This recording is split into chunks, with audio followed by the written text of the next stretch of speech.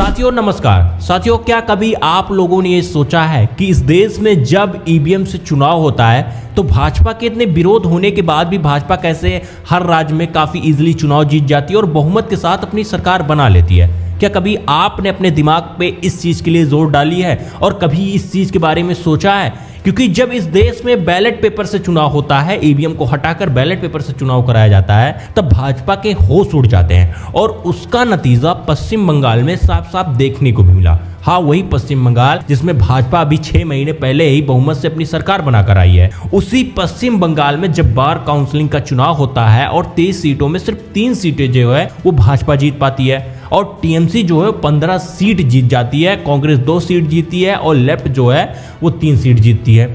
अब उसी बंगाल में जो है वो बीजेपी जो बहुमत से जीत कर आ रही है, वही बीजेपी सिर्फ 3 सीटें जीतती है। अब इस चीज को देखकर जितने भी लोग हैं उनका दिमाग जो है वो खराब हो चुका है कि आखिरकार ऐसे कैसे हो सकता है। ऐसे इसलिए हो सकता है, इसमें सबसे बड़ा रीजन इसी चीज का है क्योंकि जो चुनाव भाजपा ने जीता उसमें ईवीएम था और जो ये चुनाव था ये बैलेट पेपर से कराया गया था। इसमें लोग जो थे ना वो अपने दिमाग से वोट देकर आए थे और उसके बाद जो है इसका रिजल्ट जो निकल के सामने आया था वो चीज़ देखकर हर कोई हैरान हो चुका था। अब इसमें सबसे ज़्यादा इंटरेस्टिंग बात यह है कि अगर चुनाव में और ईवीएम में सचमुच में ऐसा हो रहा है तो क्या वो जनता के साथ धोखा नहीं किया जा रहा है? क्योंकि जनता के पास यही एक सबसे बड़ा हक है कि वो 5 सालों में अलग अलग सरकारों को और नेताओं को चुन सकती है। अगर सरकार नेता उनके इच्छा अनुसार काम ना करें तो उनको संविधान में ये एक सबसे बड़ा हक दिया गया है, जनता को हक दिया गया है कि वो 5 सालों के बाद अपने दूसरे नेता को अपने इच्छा अनुसार चुन सकती है। लेकिन अगर हमारे देश में हमारे जो जनता है इस देश की जनता है, उससे अगर उसी हक को छीन लिया जाएगा तो ये देश जो है वो किस तरफ आगे जाएगा, इसका कोई अनुमान नहीं लगा सकता है। अब इस देश में जो है भाजपा को लेकर जगह जगहों पर जो है भाजपा से बहुत सारे लोग परेशान हैं। देश की जनता बहुत ज़्यादा परेशान हो चुकी है भाजपा को लेकर। लेकिन जब चुनाव होता है तो भाजपा जो है वो काफ़ी इजीली चुनाव जीत जाती है और इस चीज़ का विरोध जो है वो विपक्षीय पार्टी लगातार करते हुए आ रही है। विपक्षीय पार्टी इस चीज़ का विरोध करते हुए आ रही है क्योंकि विपक्षीय पार्टी को ये चीज़ मालूम है कि ये जो ईवीएम है ना, इसमें गड़बड़ी तो होती है।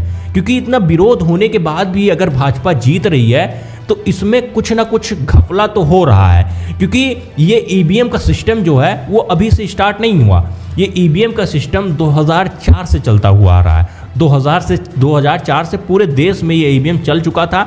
वैसे तो 1982 से स्टार्ट हुआ था, अलग अलग राज्यों में, पूरे देश में नहीं चालू हुआ था, बस अलग अलग राज्यों में ईवीएम का इस्तेमाल किया जा रहा था। लेकिन 2004 से जो है वो पूरे देश में इस्तेमाल किया जाने लगा।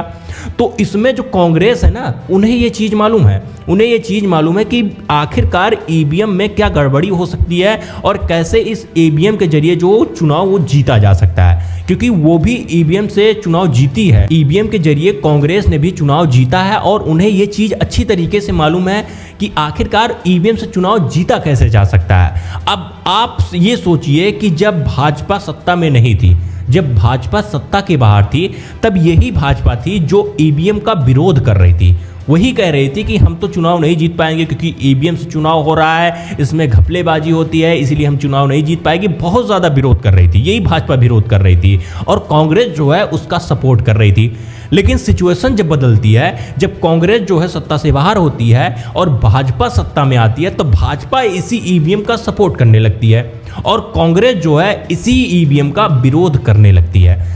अब आप समझिए और दिमाग लगाइए कि अगर इस ईवीएम में गड़बड़ी ना होती तो क्या भाजपा और कांग्रेस जो सपोर्ट और उसके बाद विरोध कर रही है, तो क्या ये दोनों पार्टियां ऐसा करती? अब इस टाइम पर सिचुएशन ये बन चुकी है कि ये पार्टियां सत्ता में आएंगी और जाएंगी, इनसे कोई फर्क नहीं पड़ता है।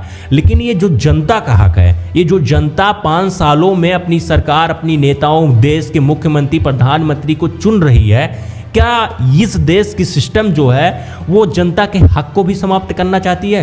क्योंकि यही सबसे बड़ा हक है, मैं बार बार कह रहा हूँ। और देश की जो बड़े बड़े इस देश में नहीं, इस दुनिया में जो बड़े बड़े देश हैं, उन्होंने ईवीएम का इस्तेमाल, काफ़ी सारे देश ऐसे हैं, ऐसे 5-6 देश हैं जिन्होंने ईवीएम का इस्तेमाल करना ही बंद कर दिया। जर्मनी, फ्रांस, इंग्लैंड और उसके बाद नीदरलैंड, आयरलैंड, इन सभी देशों ने ईवीएम का इस्तेमाल करना बंद कर दिया क्योंकि उनका मानना था कि ईवीएम हैक हो सकता है, ईवीएम को हैक किया जा सकता है, और उन्होंने सबसे पहले अपने देश को आगे रखा, इसीलिए उन्होंने ईवीएम को हटा दिया।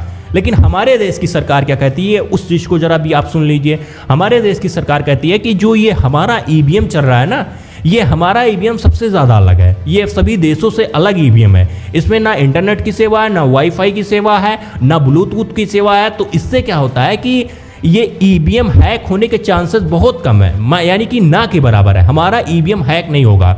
मतलब इस देश में इतने ज़्यादा विरोध हो रहे हैं, हर कोई बीजेपी नेता को देखकर उसके दिल में मतलब इतनी ज़्यादा नफरत भरी हुई है, जहां पर देखो वहां पर बीजेपी के नेताओं को गालियां दी जा रही है, उन्हें सपोर्ट नहीं किया जा रहा है, मतलब विरोध हो रही है, चारों तरफ विरोध हो रहा है। उसके बावजूद भी बीजेपी हर राज्य में अपनी चुनाव जीतते जा रही है। अब 2027 में 7 बड़े राज्यों में चुनाव होने वाला है और सबसे बड़ा राज्य तो उत्तर प्रदेश का। सबकी नज़रें उत्तर प्रदेश के चुनाव पर टिकी हुई है। लेकिन फिर से वही प्रॉब्लम आ जाती है कि ये जो विपक्ष के नेता हैं, ये जब चुनाव खत्म होता है उसके बाद ईवीएम का विरोध करते हैं। जब ये चुनाव हार जाते हैं तब उसके बाद कहते हैं कि ईवीएम में गड़बड़ी थी, ये था, वो था, इसीलिए हम चुनाव हार गए। लेकिन वही नेता जो है चुनाव के पहले विरोध नहीं करते, क्योंकि इसका विरोध जो है वो सभी नेताओं को करना चाहिए।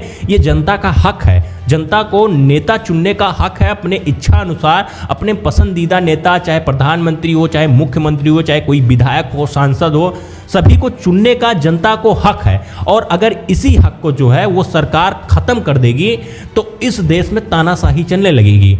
क्योंकि कहा गया सत्ता परिवर्तन होना बहुत ज़्यादा ज़रूरी है। अगर एक सत्ता बार बार आ रही है और उसके बाद वो तानाशाही करने लगेगी, क्योंकि उसके इच्छा अनुसार काम होने लगेगा। तो इसीलिए जो है इस देश में नहीं, पूरे विश्व में सत्ता परिवर्तन होना बहुत ही ज़्यादा ज़रूरी है। और अगर इसी चीज़ को, जनता के हक को सरकार ख़त्म कर देगी तो इससे जनता को प्रॉब्लम होगी। लेकिन इस चीज़ के मुद्दे को जो है वो जितनी भी विपक्षीय पार्टी वो चुनाव हारने के बाद उठाती है।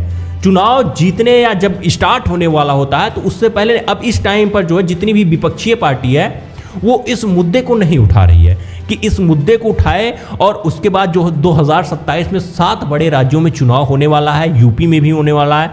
अगर इस चीज़ पर मुद्दा नहीं बनाया जाता है और इस चीज़ को उठाया नहीं जाता है तो ये तो कंफर्म बात है कि ईवीएम में तो कुछ ना कुछ चक्कर है। क्योंकि आप ये समझ लीजिए कि जब भाजपा सत्ता में नहीं थी, मैं फिर से वही बात दोहरा रहा हूँ कि जब भाजपा सत्ता में नहीं थी तब भाजपा इस चीज़ का विरोध कर रही थी और उसके बाद कांग्रेस इस चीज़ का सपोर्ट कर रही थी।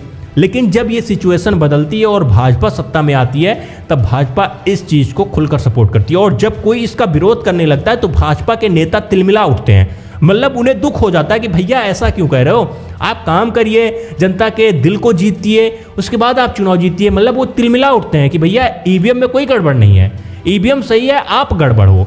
ये चीज़ कहती है भारतीय जनता पार्टी। लेकिन इसमें कुछ ना कुछ घपला जो है वो 100% होता है, क्योंकि इतना विरोध होने के बाद अगर भाजपा हर राज्य में चुनाव जीत रही है, वो भी बहुमत के साथ में, तो ये गड़बड़ी ना कुछ तो है। उसको साफ साफ वो पश्चिम बंगाल में देखने को भी मिल रहा है, क्योंकि पश्चिम बंगाल में जो है जब बार काउंसिलिंग का चुनाव किया जाता है, अभी 6 महीने पहले ही भाजपा ने वहां पर अपनी सरकार बनाई, वो भी बहुमत के साथ में। लेकिन जब बार काउंसिलिंग का चुनाव होता है तो भाजपा सिर्फ 3 सीटें पाती है और टीएमसी जो है वो 15 सीटें पाती है। इसीलिए जब चुनाव टीएमसी हारती है बंगाल में तब टीएमसी की नेता ममता बनर्जी कहती है हम भैया इस्तीफा नहीं देंगे, क्योंकि इस चुनाव में गड़बड़ी की गई है, इस चुनाव को जो है ईवीएम को हैक कर लिया गया है, इस तरीके से चुनाव यहाँ पर बीजेपी कराकर गई है। अब उस चीज़ को देखकर लोगों को बकवास लग रहा था, क्योंकि हल्ला बहुत हो गया था कि बीजेपी जीतेगी। और उसी हल्ला में जो है ना, जो थोड़ा बहुत हारने का डर बीजेपी को था, ईवीएम के जरिए उन्होंने उस डर को भी खत्म कर दिया। तो ये प्रॉब्लम पूरे देश में चल रही है और इसको हर किसी को समझना बहुत ही ज़्यादा ज़रूरी होगा, क्योंकि बहुत सारे देशों ने ईवीएम का इस्तेमाल करना बंद कर दिया, लेकिन हमारे देश की गवर्नमेंट जो है इस पर कोई बात नहीं करती। और अगर कोई बात करता है तो बहुत ज़्यादा तिलमिला उठती है कि भैया ऐसा कोई मामला नहीं है, विपक्ष जो है वो फालतू की बकवासें करता रहता है, उनके पास कोई मुद्दा नहीं रहता, ऐसा वैसा है।